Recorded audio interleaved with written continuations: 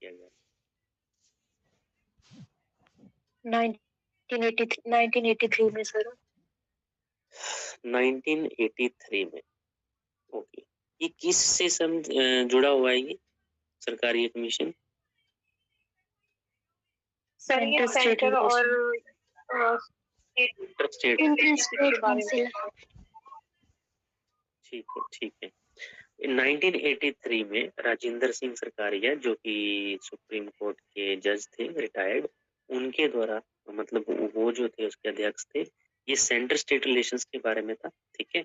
इसके अलावा एक एम पुंची कमीशन आया था, जो सुप्रीम कोर्ट के चीफ जस्टिस रह चुके थे, 2007 में आया था, याद होगा आपको, अभी थोड़े दिन पहले ही किया है। ठीक है।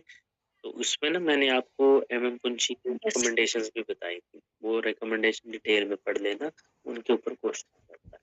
ठीक है। तो गवर्नर के बारे में वो चीजें याद रखिएगा।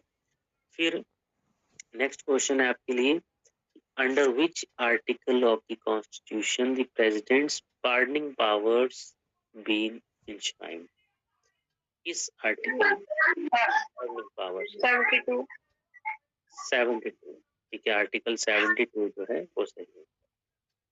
Chairman of the flag committee, option चाहिए होंगे आपको कि नहीं चाहिए? फ्लैग कमेटी चेयरमैन कौन थे?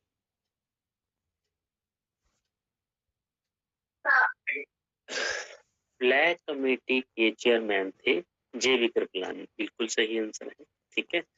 ओके, चलिए एक और क्वेश्चन पूछते हैं। देखो, क्वेश्चन डिस्कस करने, सरकारिया कमीशन जो है वो 1983 में अपॉइंट किया गया था, और ये सेंटर स्टेट रिलेशंस के लिए, सेंटर स्टेट रिलेशंस को इम्प्रूव करने के लिए, फेडरलिज्म को इम्प्रूव करने के लिए, है ना, कोऑपरेटिव फेडरलिज्म को, उसके लिए ये बताई गई। ठीक है। 1983 में इंदिरा गांधी के द्वारा ये अपॉइंट की गई थी, और इन्हीं के रिकमेंडेशंस पे बाद में जो है वो गवर्नर को, है ना, जो रोल ऑफ गवर्नर है उसके ऊपर फोकस किया गया। उन्होंने, हालांकि एम पुंची ने जब 2007 में आई थी ये कमेटी, 2007 में अलग कमेटी है, ये भी सेंटर स्टेट रिलेशंस के बारे में ही है, जो री एग्जामिन करने के लिए आई थी, मतलब जो री एग्जामिन किया जाए सेंटर स्टेट रिलेशंस को। तो उन्होंने तो ये भी बोला था कि जो गवर्नर है, इनका जो है अपॉइंटमेंट है, वो इमीडिएटली पॉलिटिक्स से नहीं होना चाहिए। ठीक है। इन्होंने ये भी बोला था कि जिस स्टेट का गवर्नर है वो उस स्टेट से नहीं होना चाहिए, जो कि उन्होंने इम्प्लीमेंट भी कर दिया।